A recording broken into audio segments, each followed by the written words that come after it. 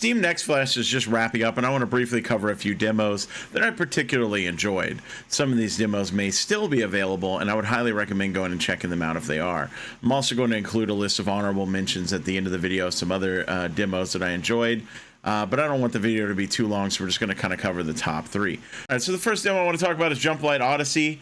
This game kind of took me by surprise. It has a very charming 80s/early 90s kind of anime art style with a nice attention to detail. A lot of things you can do as far as building your ship, upgrading and maintaining your crew, and it has an interesting blend of gameplay concepts, sort of pulling together a game called Evil Genius that's sort of a management sim where you have to build up a base and defend it, and also a roguelike game that was one of the early favorites in the genre called FTL, where you have to outrun an enemy that's coming to destroy you to try to make it to the end.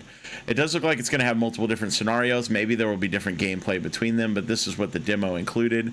I thought it was a really fun game. I was very charmed by the art style. I'm very much looking forward to checking out more of this one when it becomes available. The second game that I want to talk about is going to be Punch Club 2.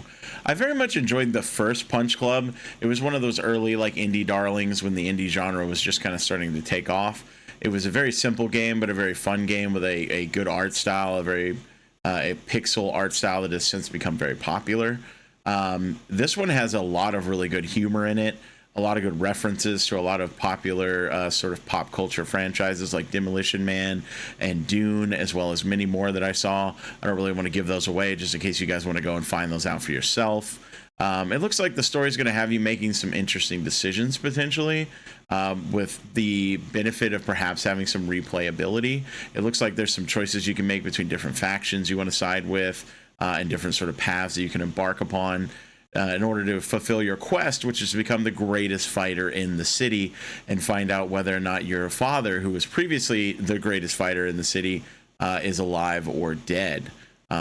It's got some interesting like branching paths to it with some side quests and some things like that that I think may add some like I said, some replayability, and it's got a lot of really good funny humor and stuff like that, and some good decisions you can make in terms of like how you want to customize your character. If you want to be more of a power puncher or a speed puncher, you can sort of modify your loadout in battles, and some interesting decisions like that. I think it's going to be a good one. I thought the first one was a blast. I'm very much looking forward to this one. Looks like it's just more of just good. The game I want to talk about here is called Shadow Gambit. It's from the developers of a game I played a couple of years ago called Shadow Tactics.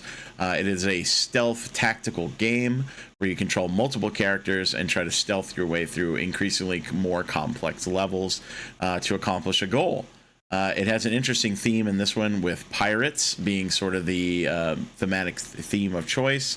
Looks like it's going to have a fully voice-acted story with some good voice acting and some interesting tidbits thrown in. I mean, who doesn't love pirates? Come on, man, Captain Jack. You also have some interesting powers and special abilities that are unique to each individual pirate, and you get to make some decisions on what pirates you want to bring with you on the missions, and they all have their own different abilities and passives. I also noticed that from, compared to Shadow Tactics, it has some nice quality of life changes. The biggest one shown in the demo to me was the ability to plop down an eye anywhere in the world and kind of see what has vision on that spot. Really helps you pre-plan out your decisions before you leap in and commit to a move. But it also has, in case you make a mistake, an interesting autosave system that allows you to reverse time and quickly go back to the last place you autosaved at or quick saved at in order to make that attempt to replay that decision again with more knowledge, which is a pretty nice feature. It's very seamless, it's very quick, it makes jumping in and out of decisions and kind of seeing the results of them very quick. So I highly recommend it. Looks like it's going to be a fantastic game. Last but not least, I just want to throw in a couple of honorable mentions. These were all very good demos in their own right. We're just trying to keep this video brief. I would highly recommend checking all these out as well. And the first one being Myth Force, which also has a very cool 80s cartoon art style going on to it. Not so much anime, more like Saturday morning cartoons. It's a roguelite, and it looks like it's going to be a fun one. Gourd is a game that was kind of scratching a bit on this RTS itch that I've had in order to get into a strategy game. Had some really cool monsters and some interesting decisions being made in that one. We've got The Invincible, which had a stunning level of world detail and some very eerie space vibes. Looks like it's going to be a fun exploration game with an interesting narrative hook.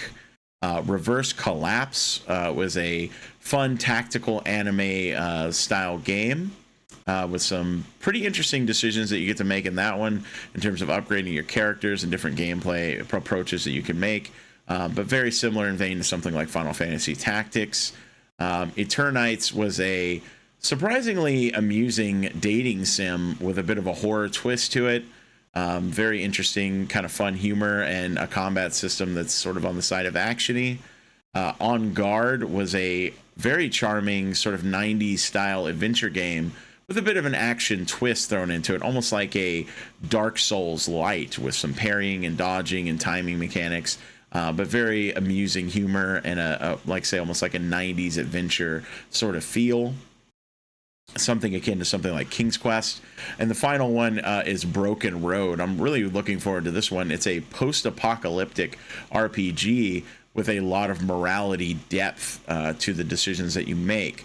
You get to decide between sort of being a good guy or a bad guy or something in between, and those decisions open up more dialogue options and paths to how you can handle decisions, something sort of akin to something like Knights of the Old Republic, which is a concept I always enjoyed.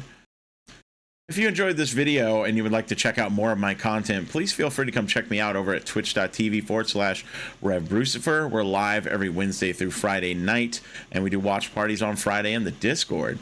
And if you would like to support my content here on YouTube, please drop a like, comment, and subscribe. We'll be releasing new shorts and gaming content here every week.